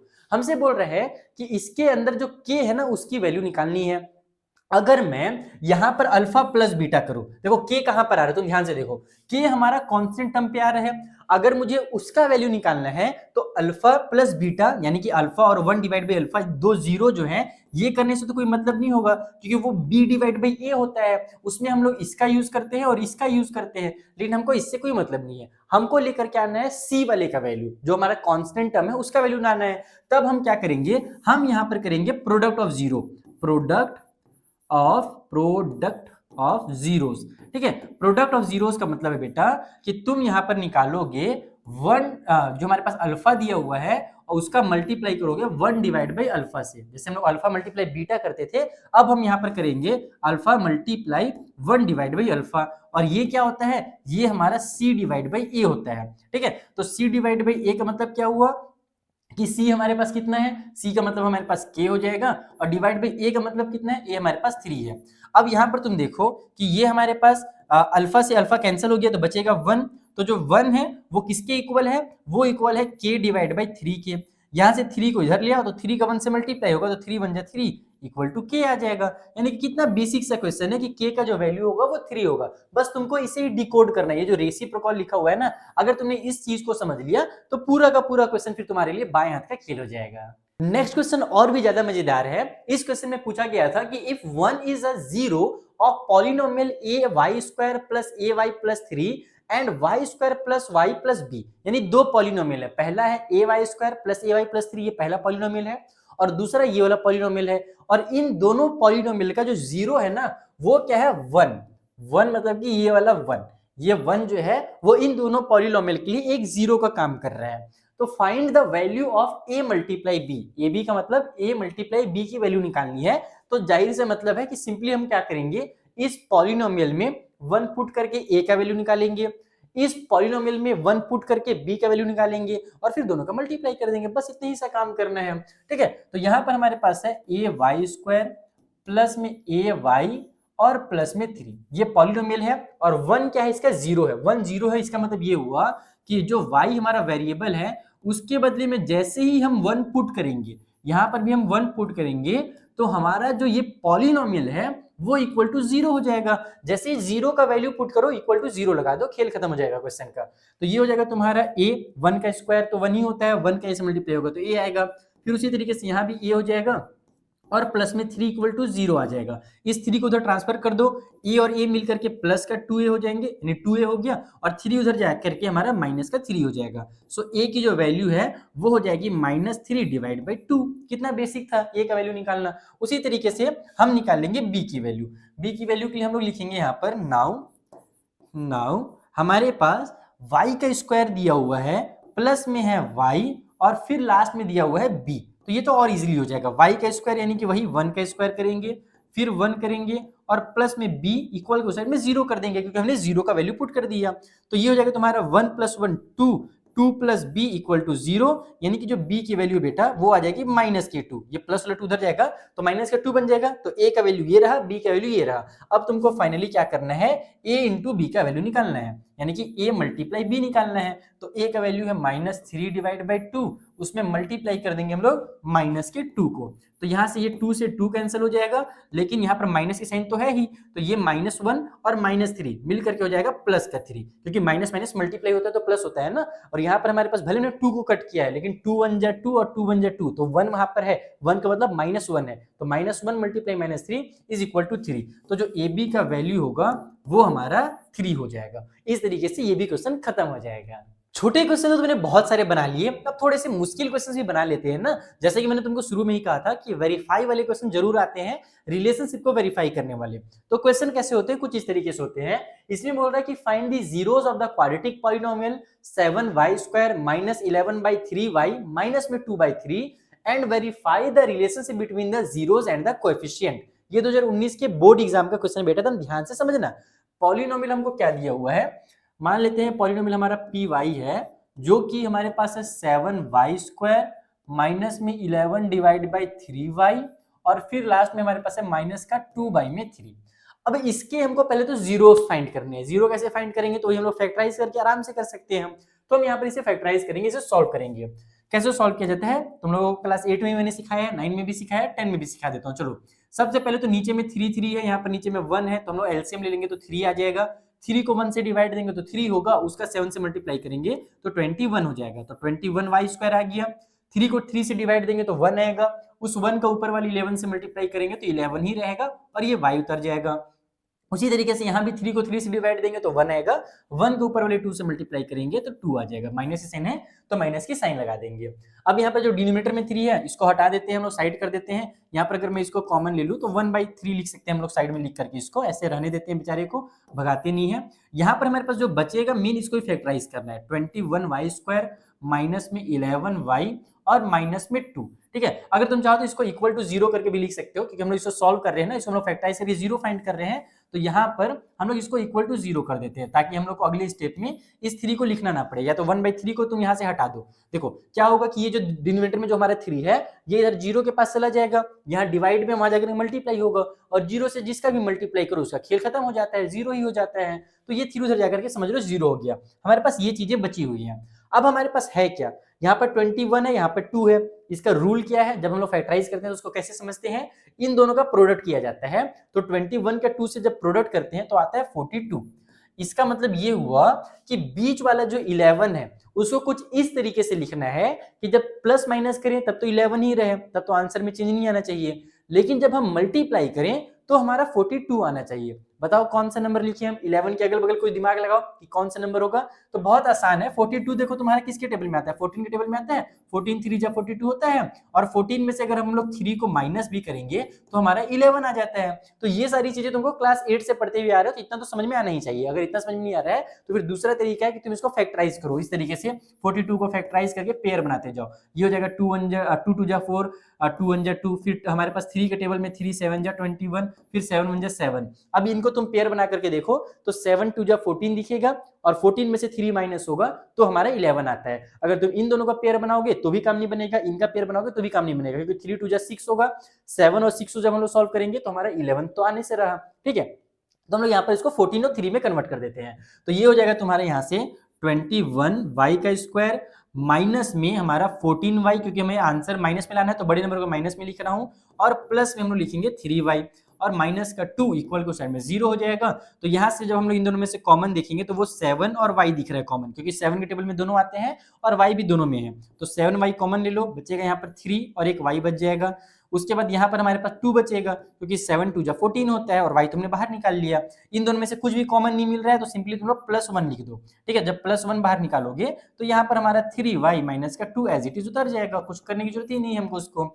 3y माइनस 2 यहाँ भी आ गया, यहाँ भी आ गया, 7 और ये प्लस में 1 यहाँ पर आ गया, तो 7y + 1 लिख देता हूं मैं, और इधर हम लोग लिख देते हैं 3y माइनस में 2। ओके, इज दैट क्लियर, इतना समझ में आ गया। इक्वल के साइड में 0। अब हम लोग 0 निकालने के लिए पता ही क्या करते हैं, पहले इसको इक्वल टू 0 करेंगे, फिर इसको इक्वल टू 0 करेंगे। चलो मैं एक एक चीज करके समझा देता हूं तुमको डिटेल में। तो यहाँ पर हम लिखेंगे कि सबसे पहले 7y + 1 अगर इक्वल टू 0 है तो यहाँ से y की जो वैल्यू होगी वो कितनी होगी, +1 उधर जाकर के -1, ये 7 जो मल्टीप्लाई में इधर आकर के डिवाइड में 7 आ गया। उसी तरीके से अगेन दोबारा जब हम निकालेंगे तो हमारे पास है 3y - 2, तो यहाँ लिखेंगे 3y माइनस 2 इक्वल टू 0। तो y की जो वैल्यू होगी वो यहाँ से हो जाएगी प्लस वाली 2 इधर जाकर के, और ये 3 यहाँ पर डिवाइड में आ जाएगा। तो जो दो जीरो थे वो कौन कौन से निकल गए, एक तो हमारे निकल गया जीरो हमारे कौन कौन से निकल गए, देखो यहाँ पर एक निकल गया हमारा -1/7, और दूसरा जो है वो हमारे निकल गया 2/3। ये हमारे दो जीरो जिसको हम लोग अल्फा बीटा कहते हैं ना, वो एक्चुअल में यही है, ये पहला वाला ये दूसरा वाला, इसको अल्फा इसको बीटा मान लो। तो ये पहला काम हुआ, जीरो फाइंड करने का काम हुआ, इसमें तुमको आधे नंबर मिलेंगे। अगला जो आधा नंबर मिलेगा वो तुमको मिलेगा यहाँ पर रिलेशनशिप को वेरीफाई करने के बाद। तो रिलेशन कैसे वेरीफाई करना है, सबसे पहले हम निकालेंगे सम ऑफ जीरो, क्योंकि हमको पता है कि जो सम ऑफ जीरो होता है उसका रिलेशन होता है, ठीक है। तो सम ऑफ जीरो कैसे निकाला जाएगा, तो उसके लिए हम लोग दोनों को प्लस करेंगे। हमारे पास कितना कितना था, -1/7 और 2/3 था, माइनस का 1/7 प्लस कर देंगे 2/3 के साथ, तो ये हो जाएगा तुम्हारे यहाँ पर से 21। ये ऊपर में हम लोग सॉल्व करेंगे तो 7 से कट हो जाएगा 3 टाइम पे, तो माइनस का 3 आ जाएगा, और यहाँ पर हमारा 21 को 3 से डिवाइड देंगे तो 7 आ जाएगा, 7 2 जो ऊपर में हो जाएगा हमारे पास 14। तो ये कितना बन गया हमारे पास इन दोनों को सॉल्व करने के बाद 11, और नीचे में आ गया हमारा 21। तो सम ऑफ जीरो जो है वो 11/21 आ रहा है, ठीक है। जो जीरो हमने निकाले थे उसका सम निकाला तो 11/21 आया। साथ ही साथ हमको क्या पता है कि जो सम ऑफ जीरो होता है वो होता है हमारा -b/a, यही होता है ना सम ऑफ जीरो। तो अब हम लोग -b/a को भी सॉल्व करेंगे और देखेंगे कि क्या ये 11/21 आ रहा है या नहीं आ रहा है। तो यहाँ पर हो जाएगा ये -b का मतलब हमारे पास जो ये था ना पॉलिनोमियल, इसमें हमारे पास b कितना था, देखो ये 11/3 था माइनस के साइन के साथ, यहीं से तुमको वेरीफाई करना है ना। यहाँ आगे से जो हमने सिंप्लीफाई किया था वहां से तुम लोग करोगे तो टीचर के पास उसको गड़बड़ मानते हैं, बोलते कि नहीं तुम अगर बोर्ड एग्जाम में बना रहे हो तो स्टार्टिंग में जो पॉलिनोमियल दिया है उसको ही सॉल्व करके दिखा दो तो ज्यादा बेटर है। तो ये हो जाएगा हमारा -b, और a जो है हमारे पास वो है 7। तो 11/3 पहले से माइनस में है तो पहले माइनस की साइन लगाएंगे, फिर माइनस के 11/3 लिखेंगे, और डिवाइड हम लोग लगा देंगे 7 को। तो ये हो जाएगा तुम्हारा यहाँ पर से कितना प्लस का 11/3, ठीक है। नीचे में हमारा 7 है। अब तुम लोग जानती हो करना क्या रहता है, इसके नीचे एक 1 रहता है तो हम इसको लिखते हैं 11/3, ये डिवाइड की साइन मल्टीप्लाई में चेंज हो जाती है, 1 ऊपर आ जाता है 7 नीचे आ जाता है, तो 11 बन जाए 11, और नीचे 7 3 हमारे पास 21 आ गया। तो यस, जो हमारा सम ऑफ जीरो था वही हमारा -b/a जो हमारा है ना वही बराबर आ रहा है, यानी सम ऑफ जीरो जो है वो इक्वल है -b/a के। तो तुम यहाँ पर लिख भी सकते हो कि वेरीफाइड, ये पहला चीज हमने यहाँ पर वेरीफाइड कर लिया, ठीक है, वेरीफाई कर लिया। अब दूसरा भी करना पड़ेगा, अभी तो केवल सम ऑफ जीरो हुआ है ना, दो रिलेशन होते हैं, पहला था सम ऑफ जीरो का, दूसरा प्रोडक्ट ऑफ जीरो का। तो product of zero is equal to ये होता है हमारे पास कितना, तो ये हो जाएगा हमारा माइनस का 1/7, और उसका प्रोडक्ट कर देंगे हम लोग 2/3 से, तो ये आ गया माइनस का 2 और नीचे में 21। तो प्रोडक्ट ऑफ जीरो तो इतना निकल कर क्या गया, लेकिन हमको पता है कि जो प्रोडक्ट ऑफ जीरो होता है वो होता है c/a के फॉर्म में। तो c हमारे पास कितना दिया हुआ है इस क्वेश्चन में, वो दिया हुआ है -2/3, और a तो हमारा 7 ही है, तो माइनस का 2/3 लिखेंगे, और डिवाइड बाई में हम लोग लिखेंगे 7 को, तो फिर से वही चीज हो जाएगा माइनस का 2/3 मल्टीप्लाई में 1/7, तो ये आ जाएगा तुम्हारा माइनस का 2, और नीचे में 7 3 21। तो यहाँ पर भी तुम देखो जो ऊपर आ रहा है वही नीचे आ रहा है, यानी कि जो प्रोडक्ट ऑफ जीरो है वो c/a के ही फॉर्म में है। और यही चीज तुमको मैंने इस वीडियो के स्टार्टिंग में समझाया था, जब मैं तुम लोग बता रहा था ना कि जब प्रोडक्ट करते हैं जीरोस का तो वो हमारा c/a के फॉर्म में आता है। तो देखो उसका सीधा सीधा यहाँ पर तुमको प्रूफ भी दिख रहा होगा कि यस सर जो आपने वहां पर बताया था वही चीज होता भी है, एक्चुअल में एग्जिस्ट भी करता है, केवल वो रटी रटाई चीजें नहीं है, वो तुम्हारा प्रूव्ड है। मैथ में कुछ भी रटी रटाई नहीं होता है, वहां पर सारी चीजें प्रूव्ड होती हैं। तो इस तरीके से तुमको इसको वेरीफाई करना था। तो आई होप तुमको अच्छे से समझ में आ गया होगा कि कैसे वेरीफाई करना है रिलेशंस को। ऐसे क्वेश्चन बहुत बार मैंने देखे बोर्ड एग्जाम में पूछे गए हैं, तो इस टाइप के क्वेश्चन तुम लोग जरूर करके जाना, प्रैक्टिस करके ही जाना, जहां पर तुमको जीरो निकालने की प्रैक्टिस होनी चाहिए इस तरीके से, और साथ ही साथ तुमको वेरीफाई करने का तरीका पता होना चाहिए। तो ये हो गया तुम्हारा क्वेश्चन कंप्लीट। एक क्वेश्चन और बचा हुआ है जो कि बहुत मजेदार क्वेश्चन है, बोर्ड एग्जाम का क्वेश्चन है, चलो उसे बना लेते हैं, फिर आज का जो लाइव है वो हमारा कंप्लीट हो जाएगा। सो ये रहा तुम्हारा वो इंपॉर्टेंट क्वेश्चन, वो मजेदार क्वेश्चन जिसके बारे में तुमसे कह रहा था। क्वेश्चन 2020 के बोर्ड एग्जाम में आ भी चुका है, ध्यान से समझना, बेसिक सा कॉन्सेप्ट यहाँ भी यूज होगा। इसमें बोल रहा है without actually calculating the zeros, ये चीज ध्यान रखना। इसमें बच्चों ने गड़बड़ क्या किया था वहां पर पता है, उन्होंने कैलकुलेट कर लिया था जीरो को, क्योंकि क्वेश्चन उसी टाइप से है, तो उन्होंने सोचा चलो भाई जीरो निकाल लेते हैं आंसर आ जाएगा, लेकिन शुरू में ही बोल दिया है कि कैलकुलेट नहीं करना है, without actual calculating the zeros. Zero को कैलकुलेट मत करो, फाइंड मत करो, यानी कि फैक्टराइज वगैरह करके जैसे हम जीरो निकालते हैं वैसे मत निकालो। लेकिन क्या करना है तुमको, फॉर्म अ क्वाड्रेटिक पॉलिनोमियल, तुमको एक क्वाड्रेटिक पॉलिनोमियल बनाना है whose zeros are, जिसके जीरो जो है वो रेसिप्रोकल है of the zero of the polynomial 5x² plus 2x minus 3। यानी कि ये जो तुम्हारा पॉलिनोमियल दिया हुआ है, इसके जो जीरो होंगे ना, जब हम उसका रेसिप्रोकल कर देंगे, यानी इस पॉलिनोमियल के जीरो फाइंड करने के बाद अगर हम उसका रेसिप्रोकल करते हैं उन जीरो का, जैसे मान लो फॉर एग्जांपल इसका एक जीरो आ जा रहा है 1/2। एक समझने की बात है कि 1/2 जो है वो इसका एक जीरो आ जा रहा है। तो जो हम लोग को जो पॉलिनोमियल बनाना है ना, उसका जो जीरो होगा वो क्या होगा, वो हमारा 2/1 होगा, यानी कि 2 होगा, 2 होगा। ये हमसे इस क्वेश्चन में कह रहा है कि इसके जो जीरो है उसका जस्ट उल्टा रेसिप्रोकल जीरो होगा जिस पॉलिनोमियल को हमको फॉर्म करना है। तो पढ़ने में तो बहुत कंफ्यूजिंग लग रहा है, लेकिन सॉल्व करने में बहुत आसान से क्वेश्चन है। अगर हम जीरो को कैलकुलेट नहीं कर सकते तो हम यहाँ पर क्या कर सकते हैं, सिंपल है, हम यहाँ पर अल्फा और बीटा जो हमारा है सम ऑफ जीरो जो है उसका हम यूज करेंगे। हमारे पास जो पॉलिनोमियल दिया हुआ है, गिवन पॉलिनोमियल, वो कितना है, ठीक है। तो मान लेते हैं ये px है जो हमारे पास है 5x² प्लस में 2x और माइनस में 3। अगर मैं यहाँ पर अल्फा और बीटा को जीरो मान लेता हूँ, ठीक है, अल्फा और बीटा हमारे क्या है, जीरो है, नॉर्मली हम यही मानते हैं। तुम लोग लिख भी सकते हो कि let alpha and beta are the zero of the given polynomial. तो हम जानते हैं अल्फा प्लस बीटा क्या होता है, वो होता है हमारा -b डिवाइड बाई a।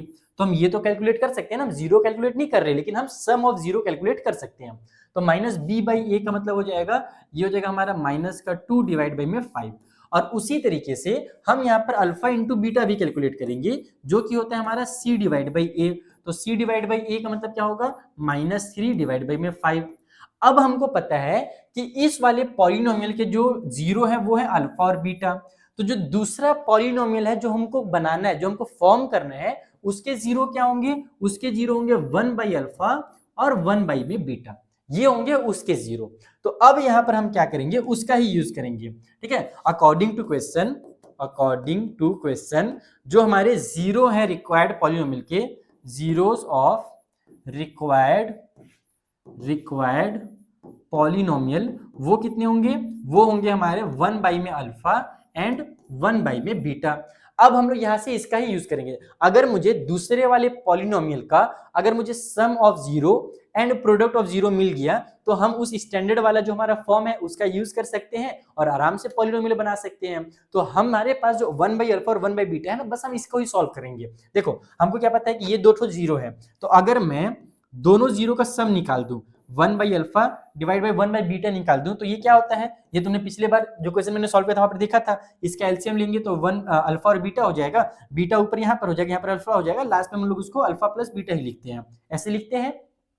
तो जो हमारा सम ऑफ जीरो होगा दूसरे वाले पॉलिनोमियल का, वो इस फॉर्म में होगा और इसका वैल्यू हमको पहले से पता है, तो बस आंसर आना शुरू हो गया। यहाँ से अल्फा प्लस बीटा कितना है हमारे पास, -2/में 5 है, और डिवाइड बाई में अल्फा इंटू बीटा कितना है, तो वो है -3 डिवाइड बाई में 5। माइनस से माइनस का खेल खत्म हो जाएगा, 5 से तुम्हारा 5 का खेल खत्म हो जाएगा, तो 2 डिवाइड बाई 3 जो है वो हो जाएगा तुम्हारा सम ऑफ जीरो जो रिक्वायर्ड पॉलिनोमियल है उसका। ये जो मैंने निकाला, ये क्या निकाला, ये हमारा सम ऑफ जीरो मैंने निकाला, सम ऑफ जीरो। और कौन से सम निकाले मैंने, जो पॉलिनोमियल मुझे चाहिए, जिसको मुझे फॉर्म करना है, उसका मैंने सम निकाले, उसके जीरो का नहीं हमने सम निकाला। उसी तरीके से हम प्रोडक्ट ऑफ जीरो भी अगर निकालें, यानी कि अगर हम 1/ में अल्फा मल्टीप्लाई 1/ में बीटा करेंगे, तो ये क्या होता है, ये होता है 1 डिवाइड बाई में अल्फा इंटू बीटा। और इसका वैल्यू मुझे पता है अल्फा इंटू बीटा का, जो कि हमने पहले निकाला है। यहाँ पर देखो अल्फा इंटू बीटा का वैल्यू कितना निकाला है, -3/5 निकाला है, तो ये हो जाएगा 1 डिवाइड बाई -3/5। तो वही चीज होगा, ये उल्टा चला जाता है ऊपर, तो ये हो जाएगा -5/3, यानी कि -5/3 जो है वो है प्रोडक्ट ऑफ जीरो। ये मैंने जो निकाला, ये निकल गया प्रोडक्ट ऑफ जीरो। बस खेल खत्म, अब तुम्हारा पॉलिनोमियल आराम से निकल करके आ जाएगा। सो रिक्वायर्ड पॉलिनोमियल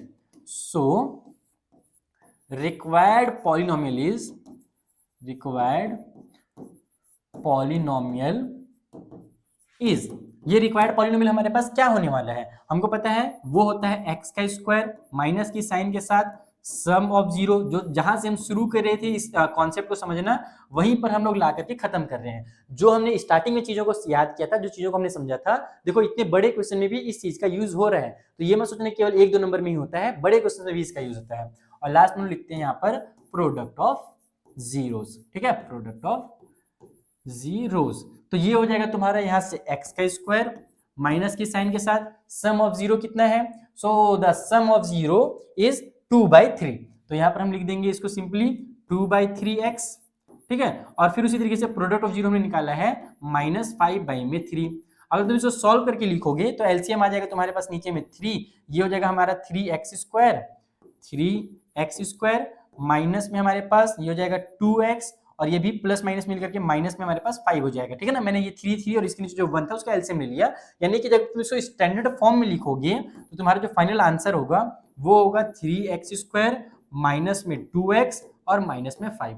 अगर तुम ये लिखते हो तो भी तुम्हारा सही आंसर कहलाएगा, और अगर तुम बस इसको ही सिंप्लीफाई करके अगर तुम बस इतना इसको लिख देते हो, यानी कि x² माइनस में 2/3x, ठीक है, और फिर ये माइनस का 5/3 ऐसे भी लिखते हो तो भी सही होगा। लेकिन स्टैंडर्ड फॉर्म में हम लोग लास्ट में ऐसे जरूर लिखते हैं। तो क्लास 10th बोर्ड के बच्चे हो, इतना तो तुम लोगों को करने आनी चाहिए।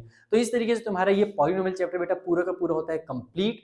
देखो मैंने तुमको शुरू का बेसिक कॉन्सेप्ट जो था क्लास 10th का वो भी समझाया, क्लास 9 की जिन चीजों का हमको जरूरत पड़ने वाला था इस चैप्टर को सॉल्व करने में मैंने वो भी समझाया, और मैंने दबा के तुमको पीवाईक्यूज कराए जिसमें मैंने तुमको केस स्टडी बेस्ड क्वेश्चन कराया है। तो अगर तुम इन सारे क्वेश्चंस की अच्छे से प्रैक्टिस एक बार खुद से भी कर लो ना, तो पॉलिनोमियल का जो तुम्हारे सर में भूत बैठा हुआ है कि पॉलिनोमियल ये है वो है, सारा का सारा डर खत्म हो जाएगा।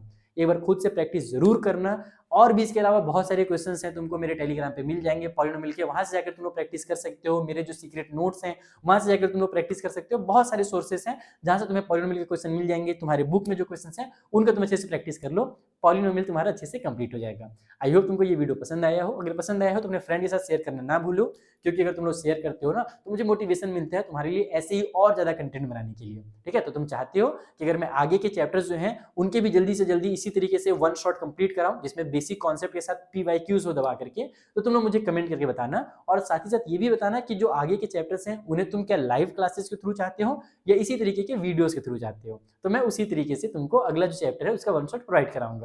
चलो बच्चों, मिलेंगे नेक्स्ट वीडियो में, तब तक के लिए थैंक यू फॉर वॉचिंग।